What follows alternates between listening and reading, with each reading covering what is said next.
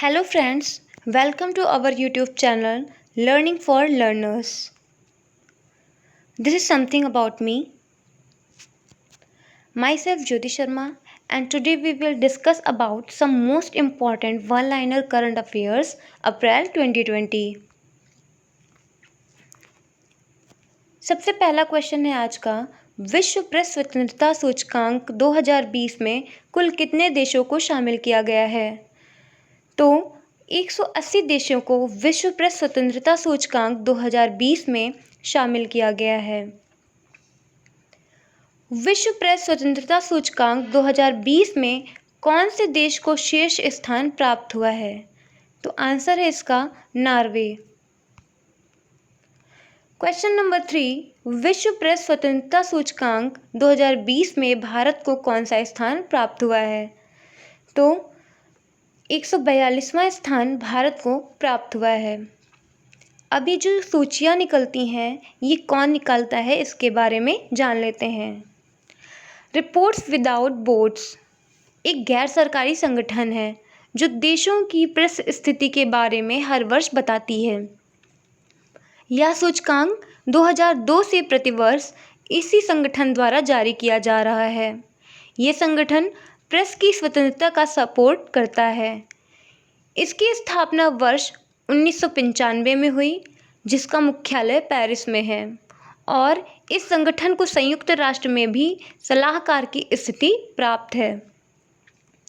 Question number 4, 29 अप्रैल 2020 को प्रसिद्ध बॉलीवुड अभिनेता इरफान खान का मुंबई में निधन हो गया। उन्हें किस वर्ष पद्मश्री से सम्मानित किया गया था? तो वर्ष 2011 में इन्हें पद्मश्री से सम्मानित किया गया था।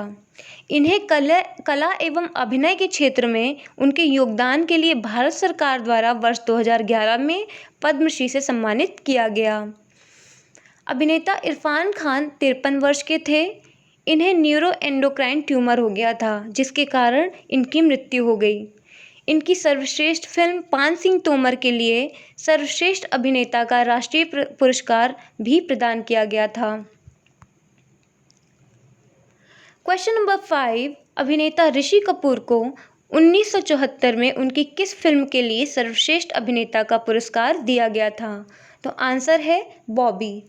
ऋषि कपूर को इसके अलावा बाल कलाकार के रूप में मेरा नाम जोकर में अभिनय के लिए राष्ट्रीय फिल्म पुरस्कार दिया गया। वर्ष 2008 में लाइफ टाइम अचीवमेंट अवार्ड से भी इन्हें सम्मानित किया गया। क्वेश्चन नंबर 6, मणिपुर के काले चावल चकहाव को जीआई टैग दिया गया है। चावल का काला रंग किस कारण से होता है? तो एंथोसाइनिन एजेंट के कारण चकहाव का रंग काला है। इसके अलावा गोरखपुर के टेराकोटा, कोविलपट्टी की कदलाई मितई को जीआई टैग दिया गया है और कश्मीरी केसर को भी जीआई टैग दिया गया है। 30 अप्रैल 2020 को मणिपुर के काले चावल चकहाव को जीआई टैग दिया गया था। ठीक है। और जो कदलाई मितई है वो तमिलनाडु के साउथ में बनाई जाने वाली पीनट कैंडी है। गोरखपुर का जो टेराकोटा है उसके लिए उत्तर प्रदेश के लक्ष्मी टेराकोटा मूर्तिकला केंद्र द्वारा आवेदन किया गया। ये लाइन याद रखिएगा कि उत्तर प्रदेश के लक्ष्मी टेराकोटा मूर्तिकला केंद्र द्वारा ये आवेदन किया गया था। क्वेश्चन नंबर 7, केंद्र सरकार ने केंद्रीय कर्मचारियों और पेंशनरों के महंगाई भत्ते की वृद्धि पर कब तक रोक लगाई है? तो आंसर है इसका जुलाई 2021। 22 अप्रैल 2020 को केंद्र सरकार ने कोविड-19 महामारी की वजह से राजस्व प्रबंधन के तहत केंद्रीय कर्मचारियों के महंगाई भत्ते पर रोक लगाने की घोषणा की, यानी कि 1 जनवरी 2020 से डीए का भुगतान नहीं होगा। क्वेश्चन नंबर 8, केंद्रीय मंत्रिमंडल द्वारा महामारी रोग अधिनियम 1897 में संशोधन हेतु मंजूरी प्रदान की गई है। इसके तहत गंभीर चोट पहुंचने पर कितने वर्ष तक की कैद और जुर्माने का प्रावधान किया गया है? तो आंसर है इसका 6 महीने से 7 वर्ष तक की कैद और 1 लाख से 5 लाख तक का जुर्माना तय किया गया है। अगर इस संशोधन के बारे में देखा जाए तो ये जो संशोधन है, इस संशोधित अध्यादेश में स्वास्थ्य कर्मियों पर हमले को संज्ञेय व गैर जमानती अपराध की श्रेणी में रखा गया है। इससे स्वास्थ्य कर्मियों को चोट पहुंचाने अथवा संपत्ति नष्ट करने पर मुआवजे का प्रावधान किया गया है। राष्ट्रपति ने इस अध्यादेश की उद्घोषणा हेतु मंजूरी दे दी है।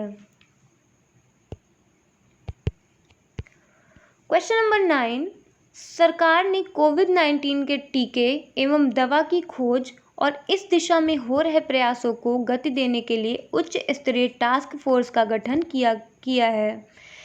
इस टास्क फोर्स का नेतृत्व किसके द्वारा किया जाएगा? तो नीति आयोग के सदस्य और प्रधानमंत्री के वैज्ञानिक सलाहकार इस टास्क फोर्स का नेतृत्व करेंगे। यह कार्यदल देश में टीके एवं दवा से जुड़े मामलों को देखेगा और इस दिशा में हो रही प्रगति पर भी ध्यान रखेगा। इसके साथ ही टीके एवं वैक्सीन के साथ साथ कोविड-19 रोगियों पर आने वाले प्रभावों को लेकर उस पर स्टडी करेगा।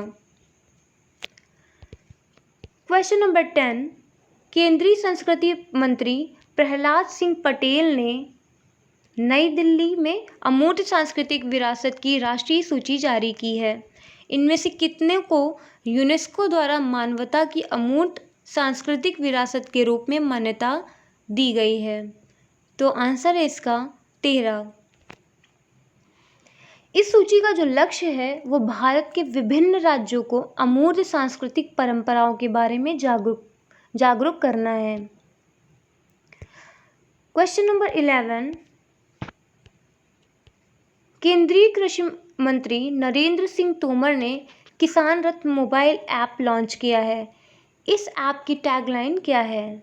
तो ये जो ऐप है इसकी टैगलाइन किसान का अपना वाहन है। ये जो ऐप है वो कृषि और बागवानी उत्पादन से जुड़े व्यापारियों, ठीक है, और प्राइमरी और सेकेंडरी परिवहन के लिए परिवहन की खोज में सुविधा प्रदान करता है। यानी कि जितने भी कृषि और बागवानी उत्पादन से जुड़े जो किसान हैं उनके लिए ये ऐप अपना जो परिवहन है उसको खोजने में सुविधा प्रदान करेगा। प्राथमिक परिवहनों में क्या आएगा? तो फार्म मंडियों, एफपीओ कलेक्शन सेंटर और वेयर हाउस तक आना जाना इसमें शामिल होगा। द्वितीयक परिवहन में देखें तो मंडियों से अंतर राज्यों और अंतर्जातीय मंडियों, रेलवे, गोदाम व थोक विक्रेताओं तक आना जाना शामिल होगा। ये जो ऐप है पूरे भारत में 8 भाषाओं में उपलब्ध है। क्वेश्चन नंबर 12, कोविड-19 के प्रबंधन के लिए केंद्र सरकार ने किस मंत्रालय के दीक्षा प्लेटफॉर्म पर इंटीग्रेटेड गवर्नमेंट ऑनलाइन प्रशिक्षण पोर्टल लॉन्च किया है? आंसर है मानव संसाधन विकास मंत्रालय।